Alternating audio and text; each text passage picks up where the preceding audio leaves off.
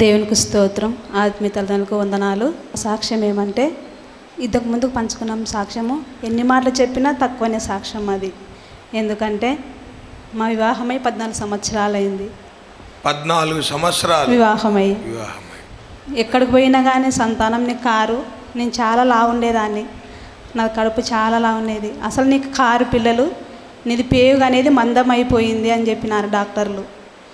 ఇంకా మేము మర్చిపోయినాం సంతానం గురించి. ఇంకా కారు లేనని విడిచిపెట్టేసిన తర్వాత ఇంకా ఎక్కడెక్కడో చెట్లు గుట్టలు పుట్టలు ఇంకా ఎన్నెన్నో దేవుళ్ళకి విగ్రహారాధనలకి ఎక్కడెక్కడో పోయినాము. ఇంకా చాలా ఏడ్చినాం, చాలా ఇబ్బంది పడినాం. అవమానాలు, నిందలు చాలా. ఇంకా ఇరుగు పొరుగు వాళ్ళతో పొలాలలో చాలా అవమానాలు, అసలు భరించలేని అవమానాలు. ఇంకా ఈ బతుకు ఎందుకు దేవుడా అనుకున్నాం మేము.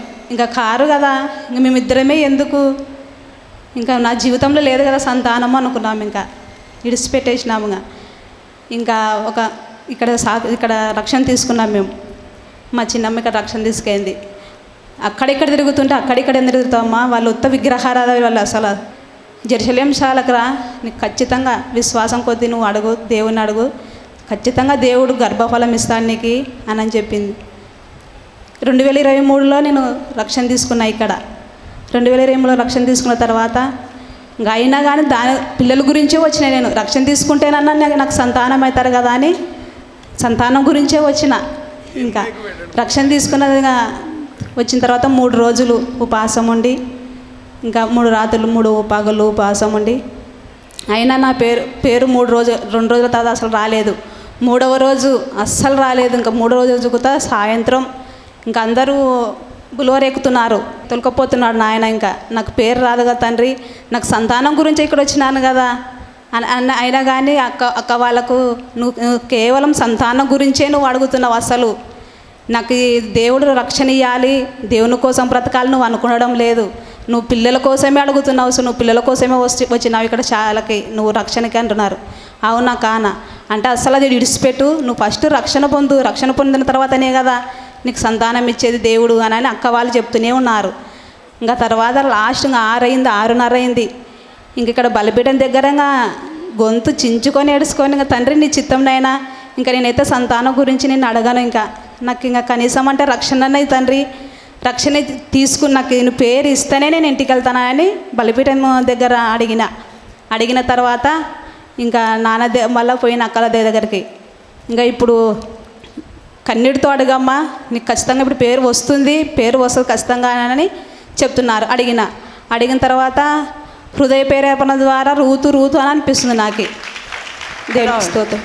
రూతు అనే పేరు హృదయ ప్రేరేపణ ద్వారా అని వస్తుంది. అక్కడ నాకైతే హృదయ ప్రేరేపణ ద్వారా రూతు అని అనిపిస్తుంది.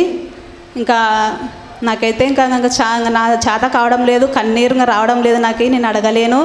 దేవుని చిత్తం అక్క, నాన్న దగ్గరకు పోయి ప్రార్థన చేయించుకొని తర్వాత ఇంకా పేరు వస్తే దేవుని చిత్తం అక్కగానే నాన్న దగ్గరకు వచ్చిన తర్వాత నాన్న చేయి పెట్టిన తర్వాత రూత్ అని వచ్చిందమ్మ నీకు పేరు అని చెప్పినాను. నాన్న హృదయ ప్రేరేపణ ద్వారా రూత్ అని వచ్చింది చెప్పింది.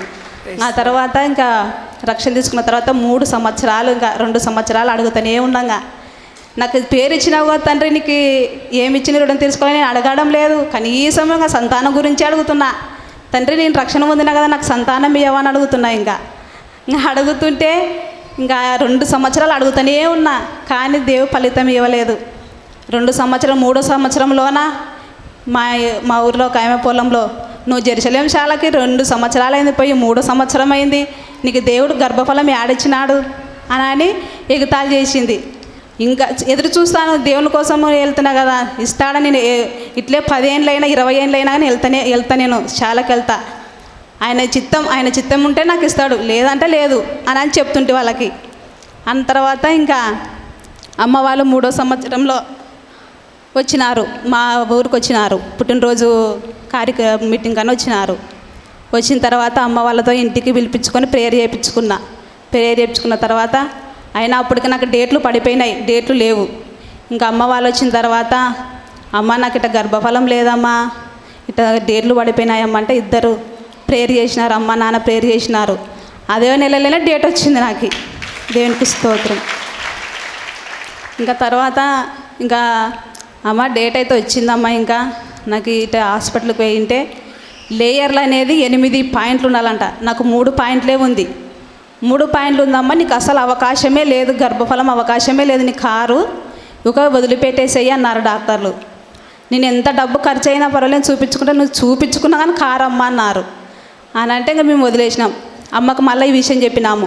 అమ్మ ఇట్ట అంటున్నారమ్మా, లేయర్లు నీకు 3% ఉంది, ఇంకా కారు అని చెప్తున్నారమ్మ. అంటే ఫస్ట్ నువ్వు నెల సరి అయినది నువ్వు సాక్ష్యం చెప్పినావమ్మా అనిందమ్మ. అంటే చెప్పలేదమ్మా అంటే చెప్పిన తర్వాత మరలా పోయినాను హాస్పిటల్కి. ఇంకా స్కానింగ్ తీసింటే లేయర్లు అనేది 10% పెరిగిందంట. దేవునికి స్తోత్రం. 10% పెరిగిన తర్వాత ఇంకా మళ్ళీ 2వ నెల, అమ్మ నువ్వు ఇట్లా ప్రేయర్ ఇట్లా సాక్ష్యం చెప్పింటే ఇట్లా లేయర్లు పెరిగినాయమ్మా, ఏం అద్భుతం జరిగిందమ్మా, ఎక్కడ చూపించుకున్నావమ్మా అన్నారమ్మ డాక్టర్లు. అని అంటే సరేలే అమ్మా, దేవుని చిత్తం, దేవుని బాగా కన్నీటితో అడగమ్మా అనిందమ్మ. అడిగిన తర్వాత మరలా అదే నెలలోనే దేవుడు గర్భఫలం నిలబెట్టేసినాడు. ఇంకా దేవునికి స్తోత్రం. నిలబెట్టేస్తా. ఇంకా 4వ నెలలో దేవుడు, నేను కొంచెం ఆశ ఎక్కువ నాకు. 4వ నెలలో ఇక్కడ బలిపీఠం దగ్గర నేను కన్నీటితో అడిగిన, తండ్రి నాకు ఇచ్చినావు, గర్భఫలమే తెచ్చినావు, నీకు లెక్కలేనంత స్తుతులు చెల్లించుకుంటా, కాకపోతే ఒక మగ బిడ్డని తండ్రిని అడిగినా నేను దేవునికి, ఒక మగ బిడ్డని తండ్రి, ఎందుకంటే మేము తగ్గిన తర్వాత నీ శాలకు మమ్మల్ని ఎవరు తీసుకొస్తారు తండ్రి అని దేవునికి కన్నీటితో అడిగిన బలిపీఠం దగ్గర. అడిగిన తర్వాత ఇంకా నీ చిత్తం తర నేను అడగతీరలేదు అడిగినా, నీ చిత్తం తర నాకైతే గర్భఫలం ఇచ్చినావు, ఎవరినిచ్చినా నీ చిత్తమే ప్రభు అనుకున్నా. మళ్ళీ మగబిడ్డనే అడుగుతున్నా మళ్ళీ. అడిగిన తర్వాత ఇంకా నీ చిత్తం ప్రభు అని ఇంకా ఇంటికి వెళ్ళిన తర్వాత రాత్రి అన్నం తిని నిద్రపోయినా. నైటు 11:30 అయింది. నిద్రపోయిన తర్వాత కలలో నాన్న తెల్ల వస్త్రములతో వచ్చి, కలలోనే, మళ్ళీ దర్శనమే లేదు, కలలోనే నాన్న తెల్ల వస్త్రంతో వచ్చి, బిడ్డ నువ్వు ఈరోజు బలిపీఠం దగ్గర నువ్వేం అడిగినావు గుర్తుందా అన్నాడు. అంటే గుర్తుంది నాన్న అని అంటే నువ్వు మగబిడ్డని అడిగినావు అంటే నీకు మగబిడ్డనే ఇస్తాడు బిడ్డ అని నాన్న చెప్పినాడు కలలో. దేవునికి స్తోత్రం. చెప్పిన తర్వాత నేను బలిపీఠం దగ్గర అడిగినాను కదా, నాన్న కళలోకి వచ్చినాడు, అది నెరవేరుస్తాడా దేవుడు అనుకున్న తర్వాత దేవుడు మగబిడ్డనే ఇచ్చినాడు. దేవునికి స్తోత్రం.